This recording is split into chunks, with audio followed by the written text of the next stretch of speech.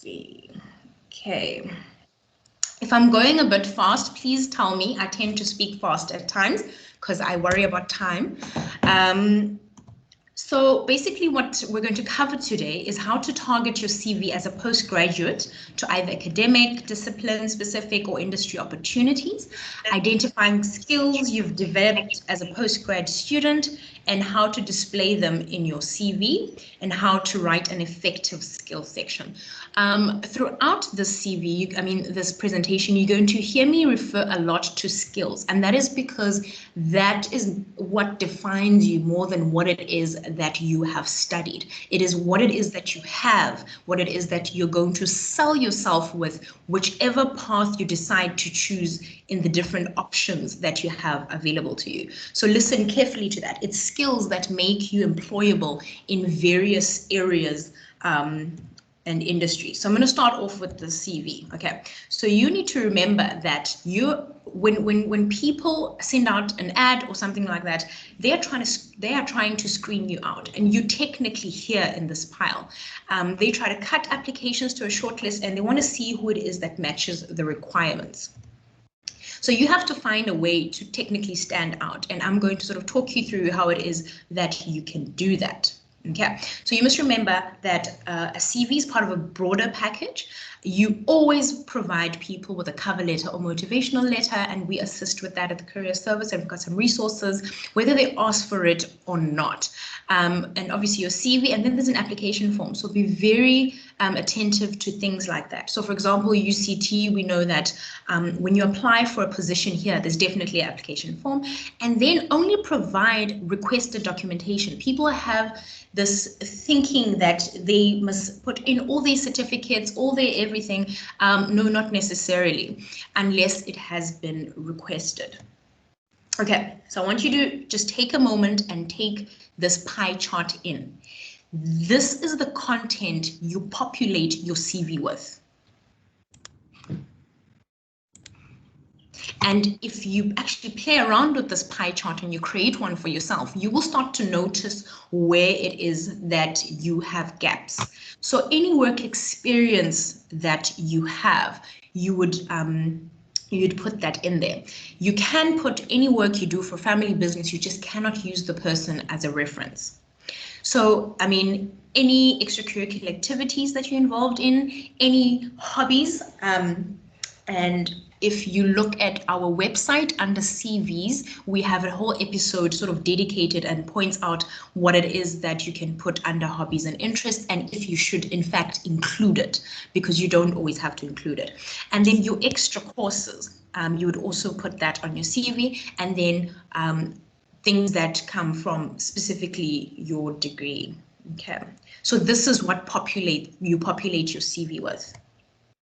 So basic CV principle, one size does not fit all. This means you need to tailor each application as if you are, you need to show how suitable you are for each role. So you can't keep sending the same application to absolutely everyone. Make sure that the wording, the content you put on the CV is in reverse chronological order.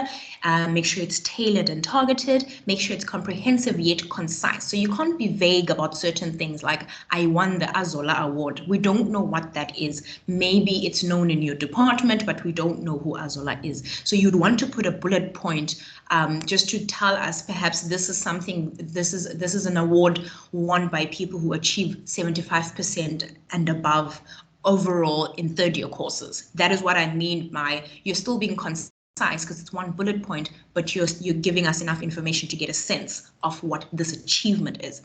Always remain honest and factual. Make sure your claims are substantiated. This is especially important under the skills section, which I'm going to go through at a later stage. Always represent your best self. And if you're struggling with this, I encourage you to book a one-on-one consultation with a careers advisor.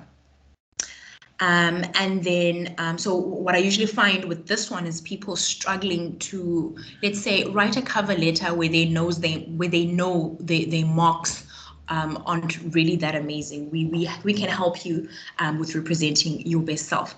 Make sure it stays professional. It's still a professional document. It's a factual document. You're not telling a story. Check your spelling, your language, and your presentation. So imagine someone is trying to shortlist you and you actually have spelling mistakes. Make sure you have consistent format and layout. So it's a bit weird sometimes if you choose to write your dates on the right and then the next section they're on the left and then in the next section they're in the middle. So it's just, these are just basic CV principles.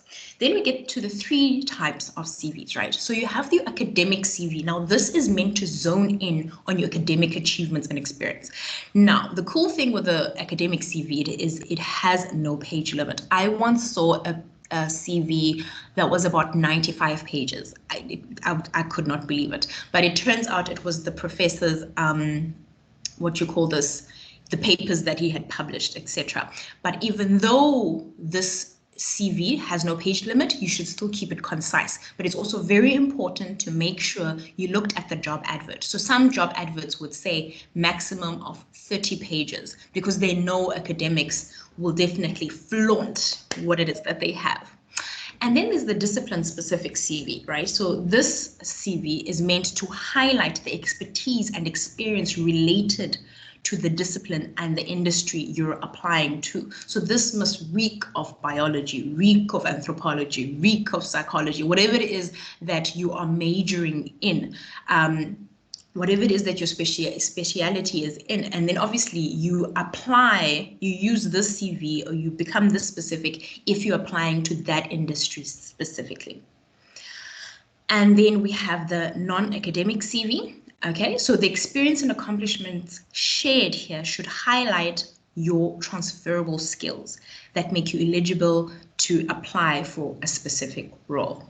Okay, so now here, what transferable skills are is it's skills that you learn in one section and you're able to use them in another section. So you could learn communication skills from your 6-month gig at a call center, and then you'd be able to use those communication skills and customer service skills by working at the department as the front desk student assistant. I'm just making an example. Okay, so this usually is the best CV when you're trying to pivot out of something specific, out of your discipline specific or out of academia. You want to focus on how is it that I'm eligible for this role by highlighting the skills that I have. Okay. So like I said, we're going to send you these slides because they have a lot of writing. So don't panic, just take in the content rather. So with your academic CV, like I said, things like education are going to be very important. You know, the title of your thesis, you know, the names of your supervisors, any relevant training that you may have in relation to, you know, teaching, training, research. But what I want you to always remember is when you are applying for an opportunity, you are answering a job ad.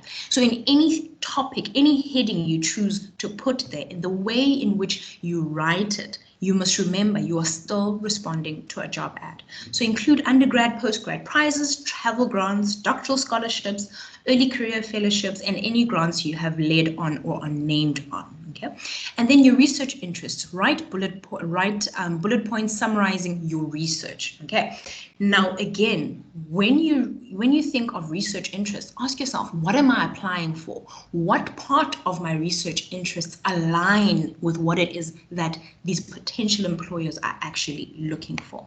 And then your research experience, so include any postdocs or fellowships, research assistant jobs. You may include more detail about your doctoral research too. So what research experience do you actually have? Keep in mind, what am I applying for? What expertise do they want from me? And that determines how you phrase your succinct bullet points in terms of this experience. And then any teaching experience, so lecturing, seminar, tutorial, supervising, demonstrating, mentoring experience, and potentially any non-academic teaching. Because what we want to know, can you teach, you know, pedagogy, etc., etc. And then admin experience, highlight conferences, seminars, reading groups you've organized. Yes. Azula, Was that just an interruption or? I think there's some feedback. So to ask those that haven't muted to please mute their mics. I'm sorry to interrupt you. Okay, thanks, Megs. And then your admin experience, so highlight conferences, seminars, reading groups you've organized, committees you've sat on, and any other relevant admin experience. And then additional work experience, you can put your non-academic work experience here, but it goes back to the English. It goes back to the bullet point, what do you want these people to know about you? So for example, with your additional work experience, it's less about the discipline specific that you worked in a bank. We think about what this academic post wants from you. Maybe they want to know that you're an organized person, you're a planner, you're ambitious. So what in your work experience would you rather talk about as opposed to something that's completely unrelated? So here with your additional work experience, you try to focus on those transferable skills, on things that they would love to know about you, like you're a planner, you're organized, you can input data, data analysis and things like that, okay? And then the nice thing about this, it also gets you thinking of what don't I have? What is missing from the experience that I have? Oh, okay, I don't have much teaching experience. I wonder if there's any tutoring opportunities, any supervision opportunities, but you don't put a heading that you don't have information for, okay? And then just the last part, so remember your patents.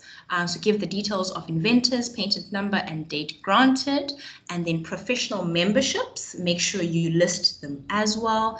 Again, this will make you see if you have any gaps. Do you have any professional memberships? And then your publications, give full details as you would if citing them and use a consistent style. And then obviously your conference presentations and skills, highlight whether paper or poster cite similarly to your publications with full author list, title and location.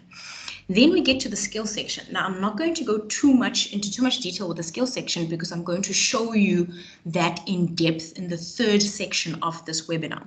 So relevant research, technical, laboratory, discipline-specific skills, tailor-made for the position you're applying for.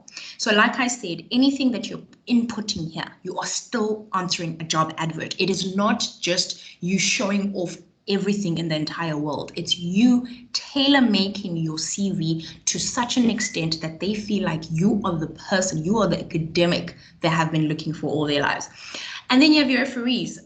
They should technically be your academic referees, because they're probably the people that would give, the best recommendation in relation to the post, but it could also be debatable that maybe one person doesn't have to be, but always read the advert. Some people may specify that they want academic referees depending on what you're applying for. Like I said, if you have any questions, please feel free to put them in the chat. Feel free to put up your hands, okay? And then we have the discipline specific CV. So include relevant projects and major pieces of work such as your thesis. Determine what is most relevant about your thesis, the subject matter or the methodology. So you read an advert and you notice they seem like they're more interested in lab work. They seem like they're interested, basically in how it is that I reached my hypothesis. So that is how you determine how it is that you're going to talk or what it is that you're going to mention within your education. And then your awards, provide details of academic prizes and awards, because, you must still show off the intellect.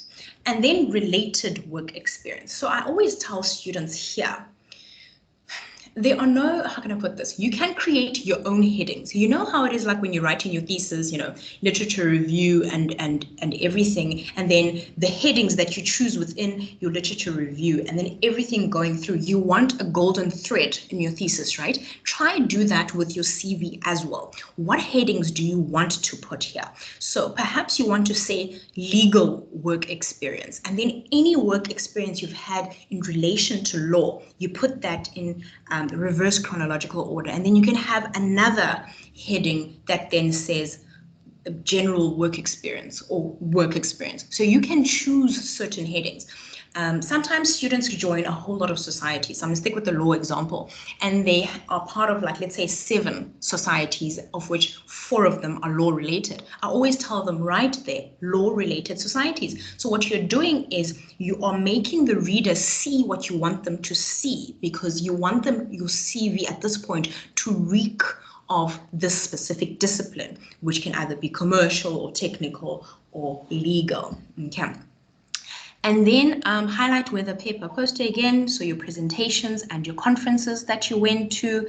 And then again, I mean, even with the conferences, as much as you can have a heading called conferences, what if all the conferences you've ever attended are law related or biology related, or they from a particular, what do you call this, a particular membership, and that is a body that is specifically related to your discipline.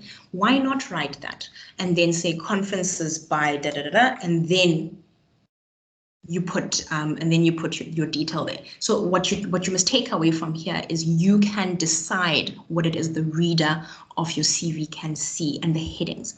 Publications, as you know, that you cite them and use consistent style.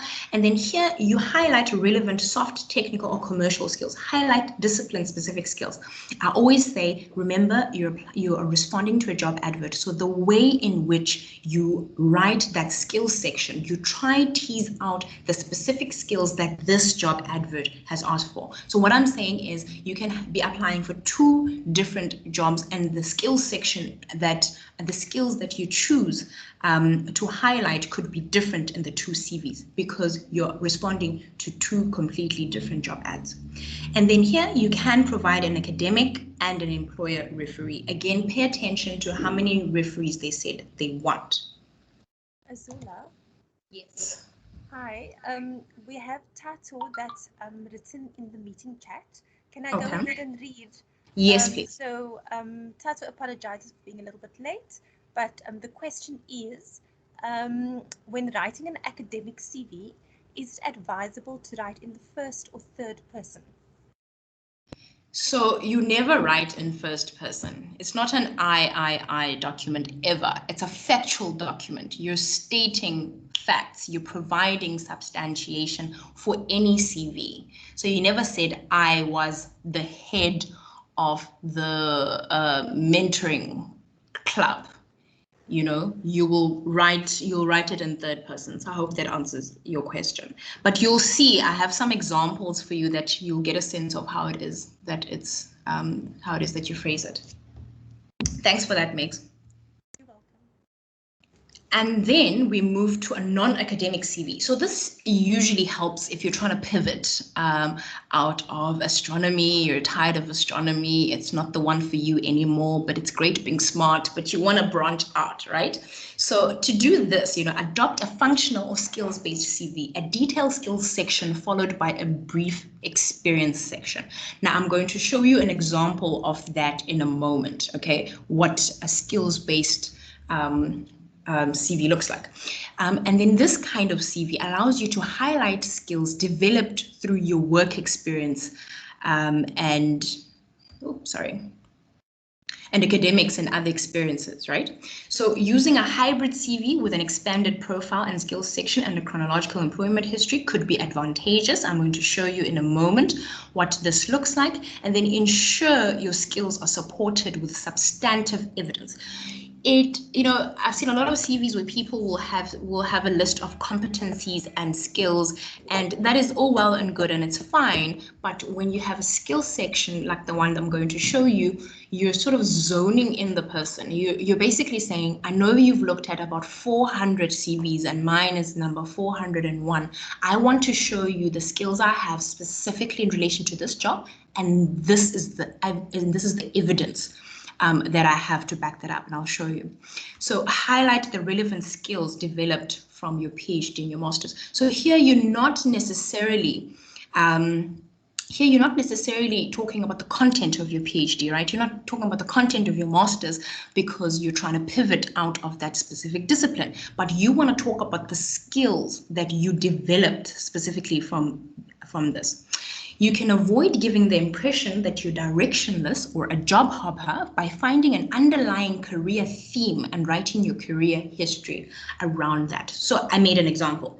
So if you're going for an investigative journalist role, so I'm not focusing now on what you need to study to be an investigative journalist role. What I want to highlight for you is the transferable skills you have as a result of having pursued a master's and a PhD. So now you decided I'm branching out, I want to be an investigative journalist, right? You will highlight your writing, your research, your fact checking, your data search and collection elements from your previous role, downplaying all other less relevant aspects. So do you see how in anything that it is that you do, you actually develop skills? It's in the way you write these skills to respond to the actual job advert that gets you hired or that gets you shortlisted. You must remember other people are still extremely closed-minded. So if you present your CV in such a way that it's showing off your competence in relation to what it is you're applying for, you're making their job easier for them, especially if they've reviewed a whole lot of CVs, okay? So this is an example of a skills-based CV, right? So at the top, you still have your profile, and this changes depending on all applications that you're applying for, because here you're just giving 4 lines briefly. This is a snippet of what it is I have to offer to this role. And then you put your qualifications there. Then you start your skills immediately, right? Now, the skills you would have chosen here are the skills that are answering the job advert. So it makes no sense if there's absolutely no teamwork necessary for you to have a whole heading of teamwork. But I'm also not saying if you think a skill is very important in general, don't put it in. I'm not saying that, but I'm just saying if you're thinking of space, always first prioritize the skills related to the advert. So now, staff member, do you see how third person, staff member at Starbucks fulfilling orders, providing excellent customer service. Project assistant for da-da-da-da-da. Committee member of the Archaeology Society, da-da-da-da. So what you do with the skills-based CV, you are talking, you are substantiating. So like you would cite stuff for your research, literature review, scope review, whatever it is that you're busy doing, or in your discussion when you're trying to sort of give a view onto your findings, you're doing the same here. Can you please mute your mic? I go into watching them. But for Days of Our Lives, I'm watching them all the time. And I got on. Megs, can you see whose mic isn't muted? And I called up and they said, no, you didn't miss it. She's like, come on yet. And I'm looking, I'm staring, I'm looking. I was just checking now. There we go. Thank you very much. So what you're writing here is coming from all your work experience, all your societies, all your volunteering. You're trying to show in what instances did you work in a team. You're going, and then you go to organization. You're successfully combining study, part-time, da-da-da-da. So definitely Google other examples of skills-based CVs. Here's another part of it. Leadership, shift leader at Starbucks, responsible for da-da-da, chair of the da-da-da-da, leading, and then also just look at the words. You don't just say responsible for, responsible for, responsible for.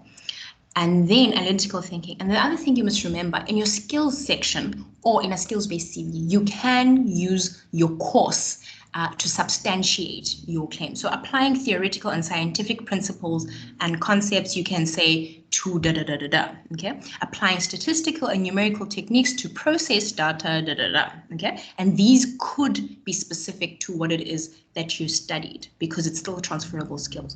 And then because employers still want to see where it is that you worked, at the bottom, you would then still put your work experience, but now you're not writing it in too much detail because you've spoken so much already about working at Starbucks in the various sections. You now just want to give them a general idea, but like the core important things. Again, in everything you're writing, including this section, you are still answering the job ad. They want an organizer, so you put in that. They want a supervisor, so you put that. They want a team player, you know, etc., etc. So feel free to Google other examples of skills-based CVs. And then we move to identifying your skills. How do we make sure, how do we help you identify your skills? I told you earlier that you have so much to offer outside of your discipline that it is that you are pursuing right now. You are your skills. You are hired because of your competence and your skills.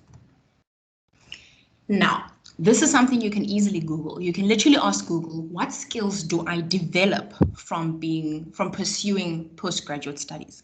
What skills can I develop from a master's in environmental science? What skills can I develop from majoring in social development? Those are things you can find out from Google, because it is very important for you to get a sense of what it is that I want. So now I want you to take a moment, just take this in. Just by being a postgrad student, you technically should have this experience. You should have these skills. If you don't, ask yourself why and how it is that you can develop them and how it is that can work in your favor depending on what path you're trying to pursue.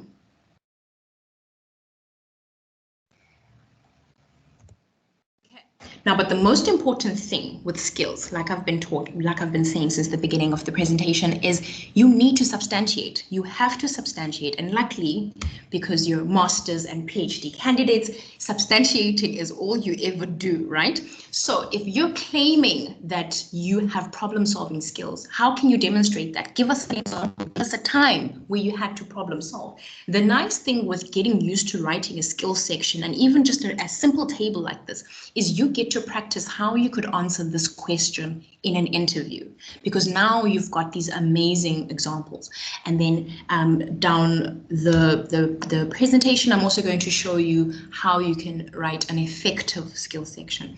So I just chose obviously some examples. So for example, some people will say they have qualitative research experience, but they know this job is looking for someone who has in-depth qualitative research experience. Tell us, what do you know? What do you know about the data analysis? What do you know about the data collection, methodologies, what methodologies within data collection, data analysis, and sampling, all those different things. What do you want us to know about qualitative research? So even in substantiating this, you need to have the job you're applying for in mind. For example, if you're applying for something very numerical, your example around problem solving, you might want to use a numerical example, right, from one of your modules. However, if you're going to be working, let's say, in an NGO space and advocacy space, you might want to make an example around, I don't know, ethics or problem solving conflict. But I'm not saying that in a space where numbers are used, your soft skills won't matter. You are actually allowed to write 2 bullet points, sort of giving 2 examples and showing the 2 sides to you in relation to problem solving. Okay. So we have resources for you where we can help you identify your skills. You would go on our website, and then you would click on students. And then this would pop up, and then you would click on identifying skills. When you click on there, this is where you'll go. So say you choose analytical skills, right? So I am closer speaking. I usually Google everything. So I always tell you, ask Google for the definition. So what this nicely does for you is it explains to you what are analytical skills. So sometimes you have these skills, but you don't know it's called critical thinking, analytical skills, etc., etc. It's always also great to double check. So we give you the definition there, and then we also give you a sense of how this could pop up in an interview. So in an interview, no one's going to ask you, do you have analytical skills, right? They could say, describe the last time you had to analyze a lot of information or data. What sort of information did this involve? What did you learn from it, etc., etc. Okay, and you can ask Google for these examples as well. How do I answer a question around my analytical skills? I promise you, there'll definitely be something that comes up. Or you can also ask Google, how do I develop my analytical skills? And maybe the reason you're doing that is because you keep realizing every time you're searching for a job that you want to apply for, they keep requesting analytical skills. So, so there's many ways in which you can know more about your skills and how you can develop them. And then there's this website called Prospects, okay? This is the website.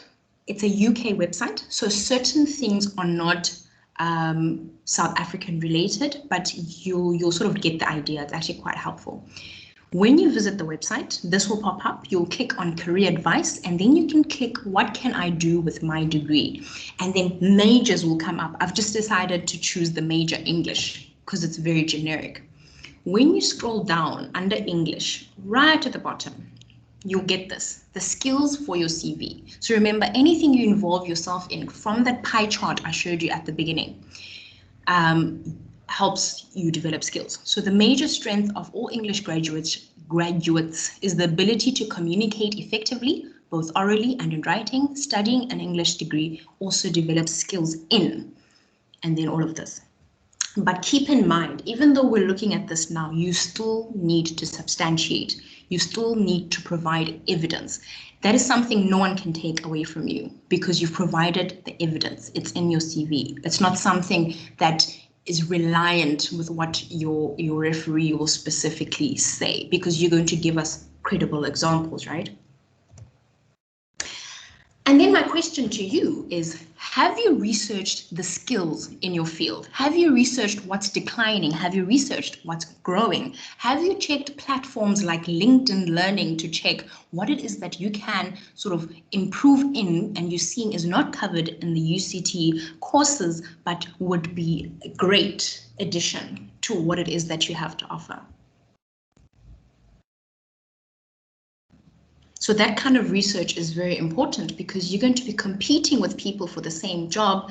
And if you haven't done enough research on what it is that you want to pursue, how are you going to be that sharp pencil in comparison to the other? How are you going to stand out if you're all offering the same things? Okay.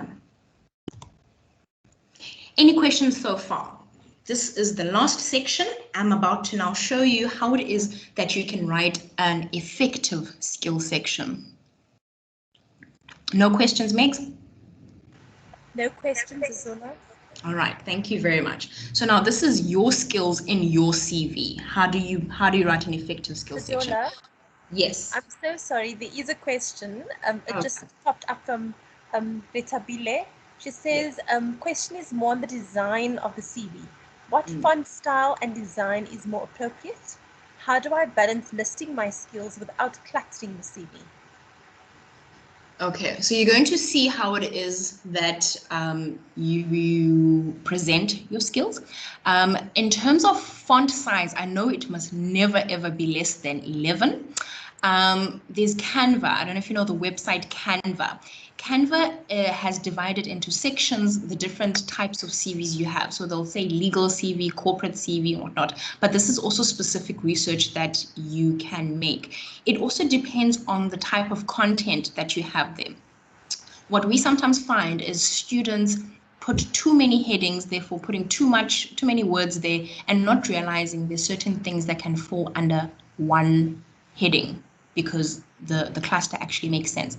But for specific, that question can also be specific depending on what content you have on your CV. So I would urge you to perhaps book an appointment with us so we can have a look at it. Some templates work, some templates don't work for everyone because of the type of content and the magnitude of the content that you have. Simple is always better, but simple doesn't mean boring either. But I would urge you to book an appointment with a careers advisor, and it would help review your CV. Megan in the chat will put in the link on where to book. Okay. Thank you for that question. And then, so your skills section, remember, you need to look at all your activities. Make sure that you understand that skills are learned and they practice. So for you to get better, you need to keep doing them over and over. And then there's a difference between skills and attributes. So some people get this wrong. What you want is your referee to talk about your attributes, you know, how hardworking you are, how diligent you are, how honest you are. Whereas in the skills, it's what you're writing. Yes, you want your referee to talk about your skills as well, but you want to provide evidence for these skills. Skills are transferable, as I told you earlier. Skills you learn in one section, you can actually go apply and use in a different section.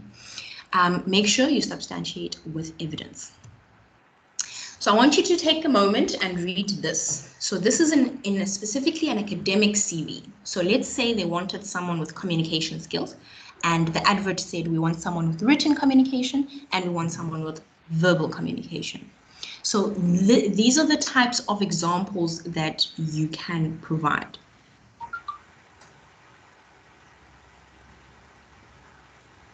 Publishing scientific papers and high quality peer-reviewed journals. So remember, you're not going into too much detail here, right? Because it's your academic CV, and your academic CV has that heading that speaks about your publications, right? So you saying high quality peer-reviewed, you don't need to go into too much detail because obviously all these details would be in that section. And then verbal communication, presenting research results at a national and international archaeology conferences, up to 800 delegates. This is a flex. If you want to flex, you can flex. It's not too much detail. It's just right. It's fine. Teaching and demonstrating at undergraduate practical and tutorial sessions. Now, keeping in mind, what am I applying for?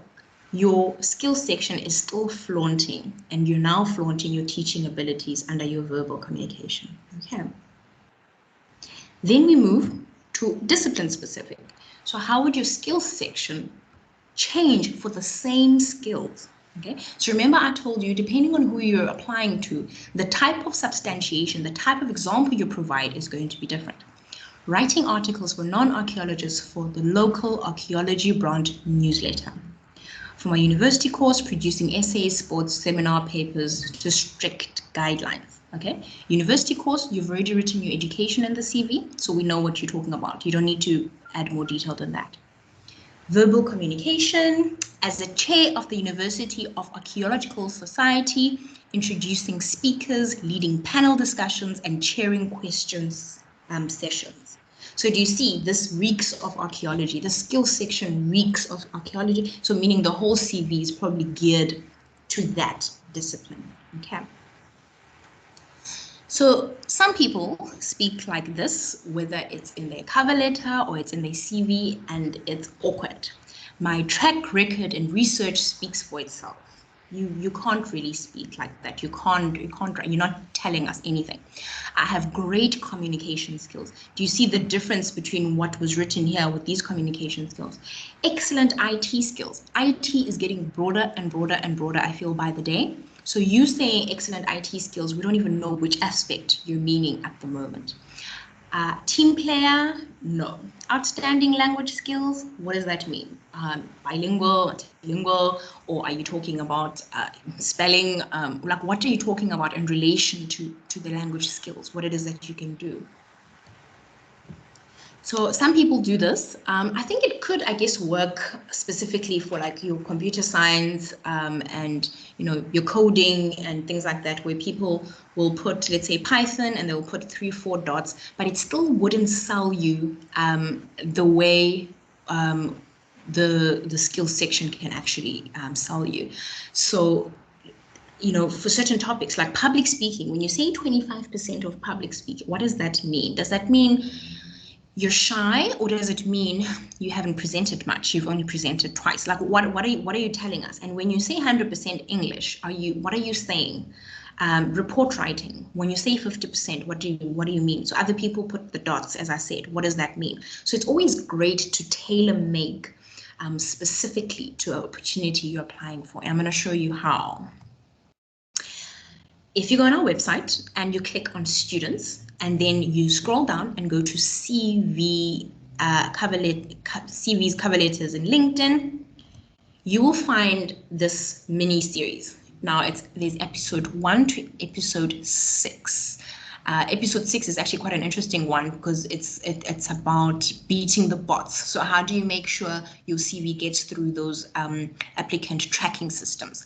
But, you know, I digress. So mini series on your CV, episode 4, the skills section. What I'm about to show you now is covered extensively in episode 4, how it is that you can master the skills section. So I'm going to give you a moment. This is how a skills section should technically be composed, but it doesn't mean that you have all of these things for everything. Sorry. So, for example, Like I said, you're still answering a job advert. So you wouldn't put your fundraising skills there if this job has absolutely no fundraising, there's nothing fundraising related to the role you're applying for. So be strategic. So raised, so you use action words, raised 10,000 in sponsorship for House of Hope by doing da-da-da. It's literally straight to the point.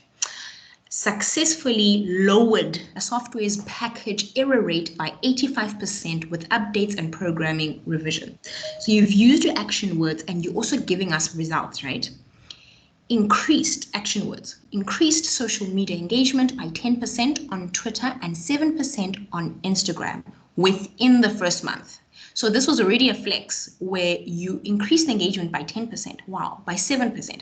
And then when you gave us a time frame, and it's an internship, that is even more impressive. Do you understand? So in the work experience section, you would have written intern at Nando's, responsible for social media engagement, marketing strategies, blah, blah, blah. But when you come to the skill section, you are now looking at the core things that job is looking for, and you're now trying to show results that you have achieved specifically.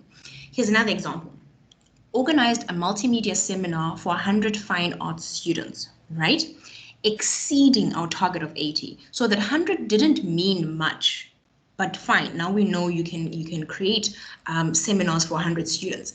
And then the flex comes in when you put in the result that we exceeded the target of 80. So meaning you can market, you can organize, you can lure students into coming and attending your events. Okay. And this is the end of the presentation. So these are other webinars that you could find quite useful. Tomorrow, there's a bursaries and scholarships webinar at 1:30. And then there's an understanding networking and using LinkedIn on the 11th of March at 3 o'clock. And then there's preparing for interviews on the 18th of March at 3 o'clock. But all of these, you don't have to sort of know by head. All of these are on My Career, and you can choose what it is that you would like to attend. Okay. Do I have any questions? Hi, Azola. Yes. I think there's a bit of feedback on my side, I'm not sure. But Mariam's asked a question a little while ago. And she asked, is it advisable to include a photo of yourself and or your race in your CV? Okay. I'll be able to see the hands now, Megs. Thank you so much.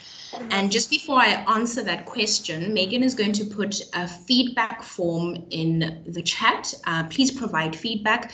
These sessions are for you. So we put together what we think will assist you based on what we know about postgrad students. So if there's something that you wish was added or something that, a different angle, please definitely put those suggestions forward.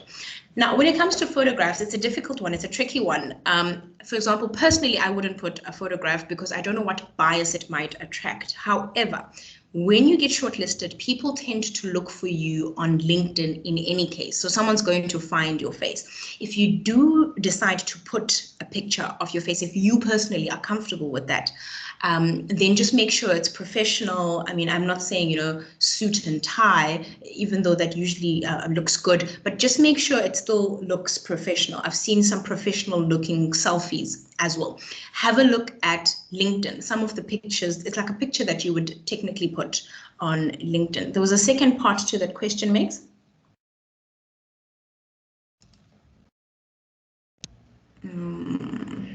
Sorry, I'm speaking as well and my mic is off. Then you're muted. She asked about whether to put down race and I'm thinking nationality as well. Taking long to open the chat.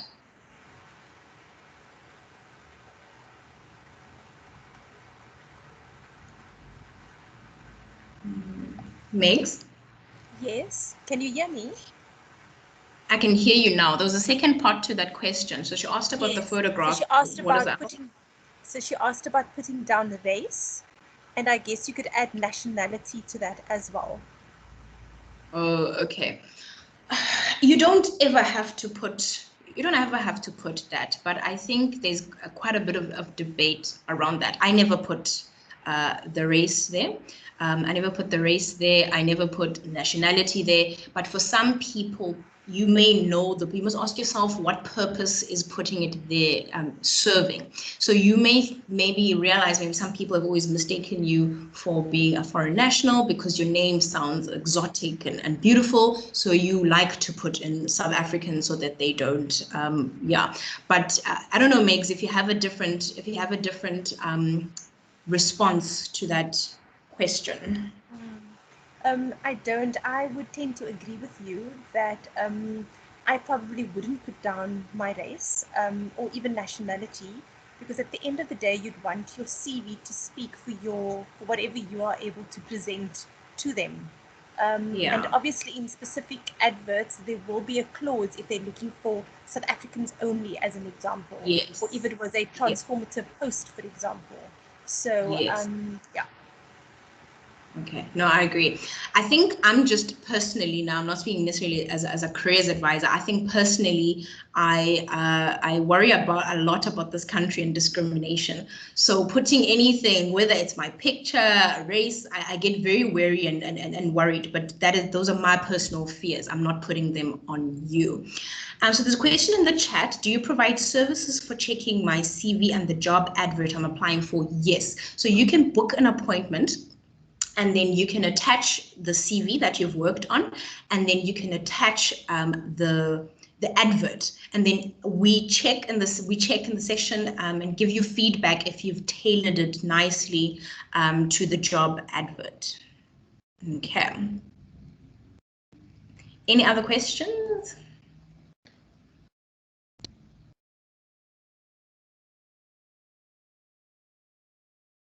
Nothing. Okay. Do you provide a KSI? Okay. But otherwise, if there are no other questions, if you forget anything that I told you today, yes, Natasha. Natasha, you had your hand up and then you didn't. Okay. If you forget anything today, one thing you must remember is you have amazing skills to offer. Don't ever feel if I cannot continue with this marine biology, I've got nothing else to do. You have so many skills to offer, and you can book a consultation if you want to speak them through. But like I said, you can ask Google these things at any point. Are the consultations virtual? Yes. The nice thing about the consultations is you can choose if you want it to be telephonic, to be email, to be WhatsApp, Microsoft Teams, phone call. As you're booking, you choose your preference. Okay. Oh, thank you very much. Thank you very much. Thank you for can find there. Yes. So, I see this. This is recorded, so it will be available to you.